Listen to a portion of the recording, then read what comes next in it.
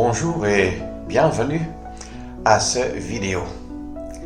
Suite à quelques questions que j'ai reçues, j'aimerais dire quelques mots de plus sur les anges et les démons. Qu'est-ce que c'est que les anges? Qu'est-ce que c'est que les démons? Eh bien, on peut dire que les anges, c'est des êtres non matériels, n'ayant donc pas de corps, qui ont été créés par Dieu pour être ses serviteurs. Et nous les trouvons dans la Bible comme étant des êtres, des créatures puissantes. Pas toutes puissantes parce qu'ils dépendent et sont soumis à Dieu, de qui ils reçoivent leur force. Nous lisons dans l'Épître aux Hébreux, chapitre 1er, le verset 14, que les anges, c'est-à-dire messagers, envoyés par Dieu, parce qu'ange veut dire messager, les anges qui sont toujours restés soumis à Dieu ont même le désir de regarder dans les choses, dans les bénédictions en fait, qui sont notre part comme croyants. Mais il ne leur est pas possible de le faire. Il ne leur est pas permis de le faire. Contrairement aux anges, les hommes, quand ils sont tombés dans le péché, ils peuvent être sauvés. Les hommes peuvent trouver du salut en Christ, ce qui n'est pas le cas pour les anges qui se sont détournés de Dieu, parce que hélas, c'est le cas. Nous trouvons donc que dans le début, Dieu a créé les anges, mais une partie des anges, sous l'autorité et l'inspiration de leur chef, que nous appelons le diable ou Satan, c'est comme ça qu'il est appelé dans la parole, ils se sont détournés de Dieu, ils se sont rebellés contre Dieu. C'est donc des anges déchus, rebelles. C'est des êtres toujours puissants, parce que c'est comme ça que Dieu les avait créés, mais qui ont abusé de leur pouvoir, non pas pour servir Dieu, mais pour stimuler et semer le désordre et la rébellion contre Dieu. Sous instigation de leur chef, disais-je, le diable, dont nous trouvons dans la description d'un roi, en Ésaïe 14, les caractéristiques décrites. Qu'il voulait être comme Dieu lui-même et qu'il a voulu s'élever au-dessus de toutes choses et de tout le monde. C'est pas pour rien que c'est le diable qui a mis dans l'oreille d'Ève que si tu manges de ce fruit, vous serez comme Dieu. Être comme Dieu, c'était son propre grand désir. Et il a voulu introduire l'homme là-dedans et il a même réussi dans cela. Seulement, et là nous trouvons maintenant les limites. Les anges ont toujours des bornes qu'ils ne peuvent pas dépasser. Par exemple, ils ont beaucoup de puissance, mais ils ne sont pas tout puissants. Le diable non plus, les démons non plus. Dieu seul est tout puissant. Dieu seul connaît toutes choses. Dieu seul sait lire le cœur et les pensées des hommes. Dieu seul connaît les motivations intérieures.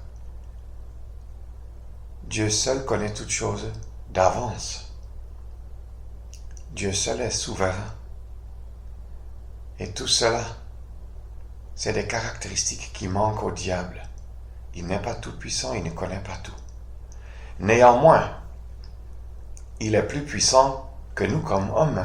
Les démons sont plus puissants, ont plus de force et d'énergie que vous et moi. Seulement, je dirais que vous et moi en nous-mêmes, mais pour autant que nous sommes des enfants de Dieu, nous avons reçu le Saint-Esprit et nous sommes en Christ et c'est là notre protection. Parce que le Saint-Esprit est plus puissant que le diable et les démons. Et Christ, le diable ne peut jamais s'aventurer à attaquer Christ. Il est donc important que dans la pratique de chaque jour, nous puissions vivre selon notre position en Christ et nous serons protégés. C'est un point important.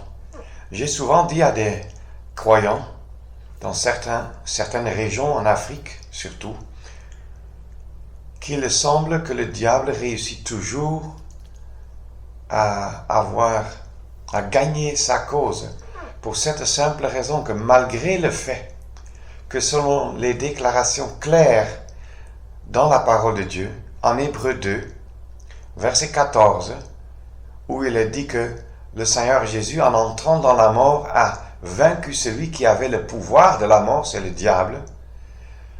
Plusieurs croyants considèrent toujours le diable comme étant non seulement vivant, non battu, mais au contraire comme étant tout-puissant. Et ils sont envahis de peur pour le diable. Est-ce bien fondé? Je crois, ce qui est bien fondé, c'est de comprendre que le diable veut jouer avec nous, veut nous détruire. C'est pour cela qu'il rôde autour des croyants, c'est pour cela qu'il se comporte, qu'il se camoufle en ange de lumière, tantôt par les fortes attaques véhémentes, tantôt par la ruse. Mais, ce qui reste vrai, Dieu est tout-puissant. Le Seigneur Jésus a plus de puissance que le diable. C'est pas pour rien que le diable s'est enfui de lui, s'en est allé de lui, pour un temps, même quand le Seigneur Jésus était sur cette terre. Quoi faire donc? Selon l'épître de Jacques, chapitre 4, nous devons faire deux choses. Résister au diable, et il s'enfuira de vous. Approchez-vous de Dieu, et il s'approchera de vous. Ces deux choses vont toujours de pair. Nous ne devons jamais céder à la pression du diable qui veut se lier à ce péché, cette source de racine qui est source de mal, racine de mal qui est encore en nous, pour nous séduire, pour placer des tentations devant nous, pour que nous puissions tomber dans le piège du péché. Nous devons résister ces tentations et il s'enfuira. Vous savez comment il faut résister. C'est en nous approchant de Dieu. Et comment peut-on s'approcher de Dieu? Eh bien, c'est en vivant tout près de lui, en accord avec lui, en harmonie avec lui. Et certainement la lecture de la parole et une vie de prière y apporte beaucoup de bénédictions et d'énergie. Et je peux seulement vous encourager à le faire. Vous savez que résister au diable et il s'enfuira de vous peut aussi se faire en ce que nous-mêmes on s'enfuit. Pensons à Joseph, quand il était dans la maison de Potiphar et que la femme de Potiphar a voulu le séduire. Joseph s'est enfui. C'était sa façon, à ce moment précis, pour résister au diable. Donc ne pensez pas que résister au diable veut dire rester là où vous êtes et tout simplement dire avec fierté « Je suis fort ». Vous n'êtes pas fort. Nous ne sommes pas forts. Mais Christ est fort et il est important d'être là où Christ est. Or, quand la tentation vient, alors il nous faut fuir. Et alors le diable s'enfuira.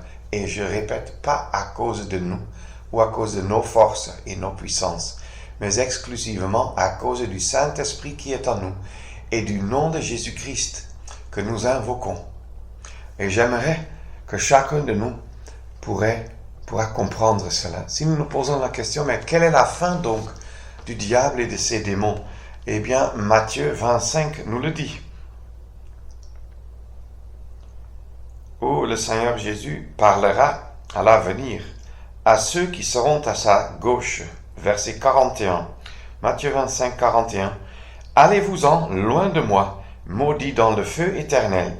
Attention, qui est préparé pour le diable et ses anges. Dans un autre passage de la parole, nous lisons que le diable sait qu'il a peu de temps.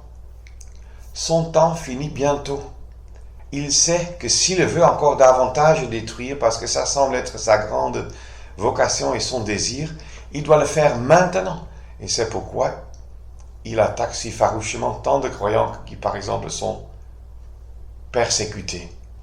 Mais en même temps, nous savons aussi qu'il est si actif, même dans le christianisme, pour induire les gens dans l'erreur, dans le mensonge et dans ce qui ne correspond pas au Dieu saint, au Dieu qui est lumière et qui est amour.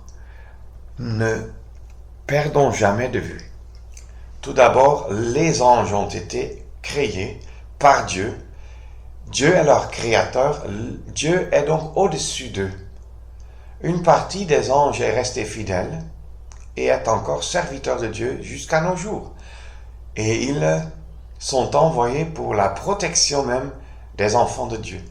Mais il y a aussi une partie des anges qui est déchue et nous les appelons généralement les démons ou les mauvais esprits. Le Satan, le diable est leur chef.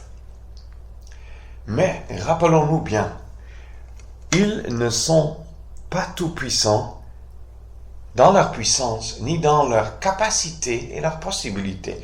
Nous le voyons clairement dans l'Évangile selon Luc, chapitre 8, versets 30 et suivants, où les mauvais esprits sortent de l'homme qui est appelé Légion et s'en vont dans les ports. Mais ils doivent d'abord demander la permission au Seigneur Jésus. Permets-nous d'aller dans ce troupeau. Et le Seigneur le leur permet. En Job 1 aussi, le diable dit qu'il ne peut pas s'attaquer à Job parce que Dieu l'entoure de toutes parts, tout autour d'une haie de protection. Dans une autre vidéo, nous avons déjà vu que cela parle de la protection que nous trouvons dans la communion et l'intimité, la proximité avec le Seigneur. Et encore, aimerais-je lire un verset dans la première épître de Pierre.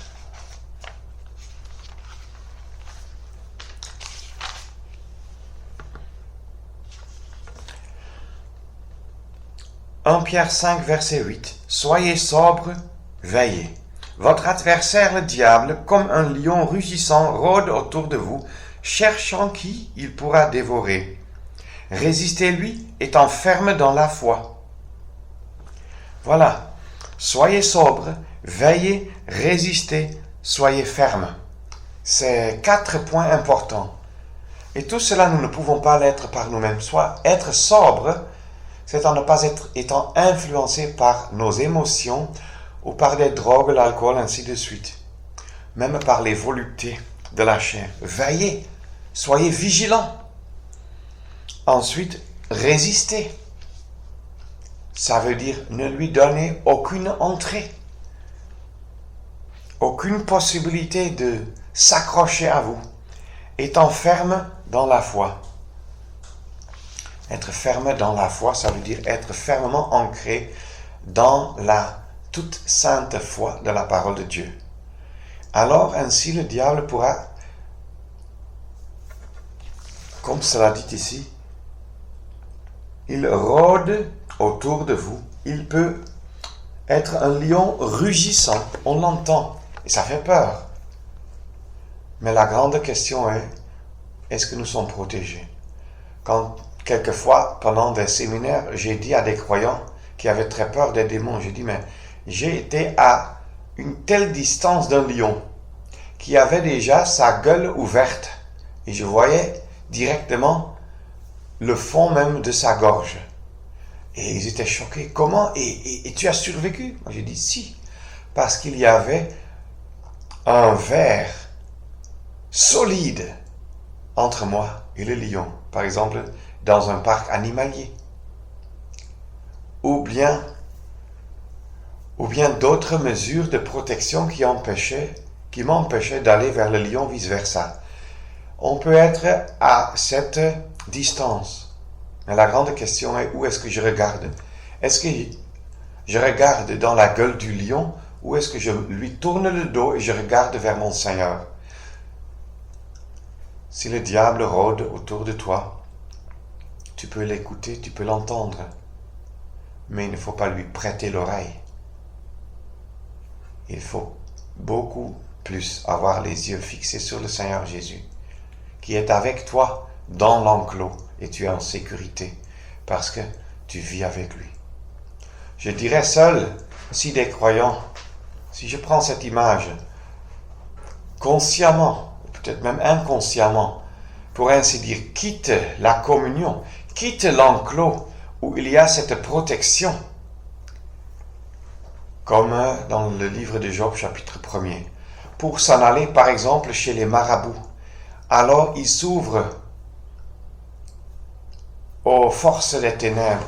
Et je ne dis pas que le diable pourra les détruire pour toute éternité, pourra faire en sorte qu'ils soient péris pour toujours, mais il peut bien faire beaucoup de dégâts à leur santé, à tout niveau, physique, émotif, spirituel.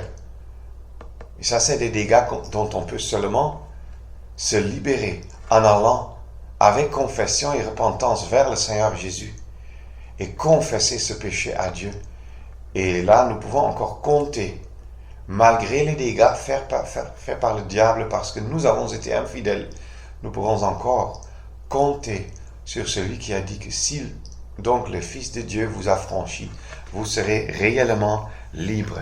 Donc je vous encourage de comprendre que oui, le diable est là, oui, les démons sont là, mais ce n'est pas des êtres dont nous devons nous occuper.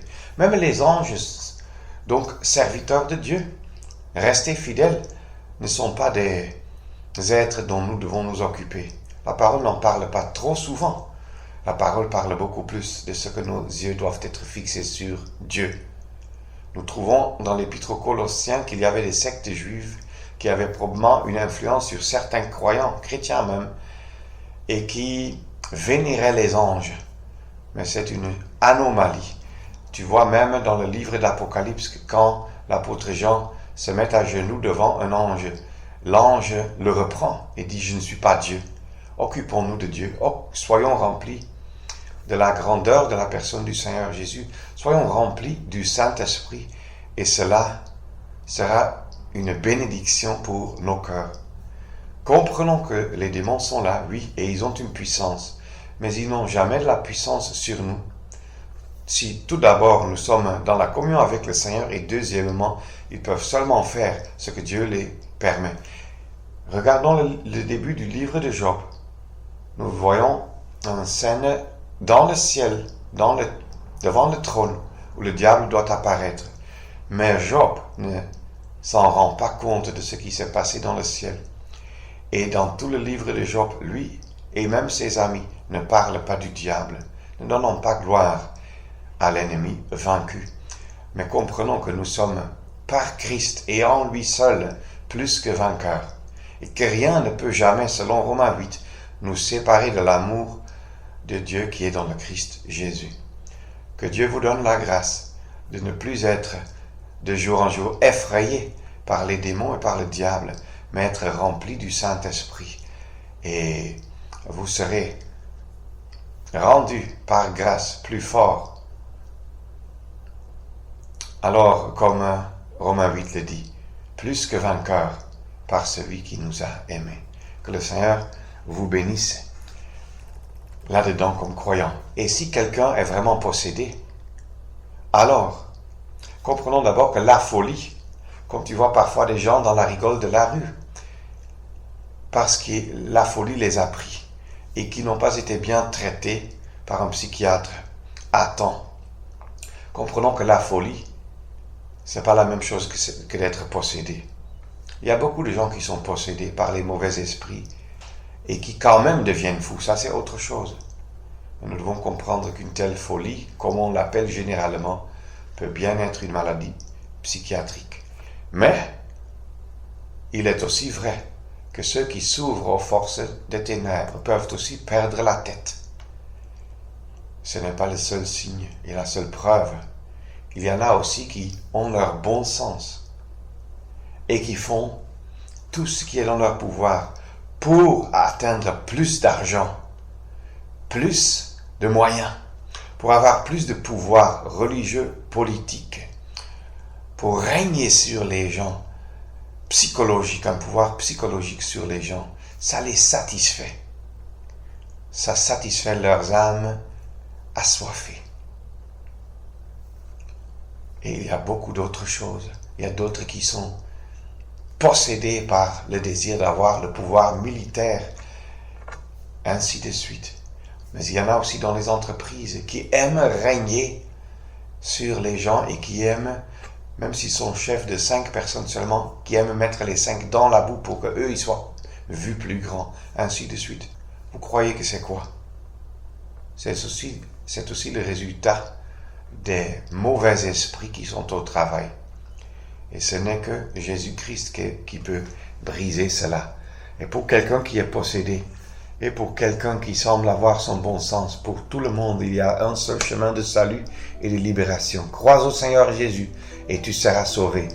Si tu crois en Jésus-Christ, lui qui a la vérité vous affranchira, dit le Seigneur en Jean 8. Et c'est encore le cas maintenant. Un seul chemin pour tout le monde.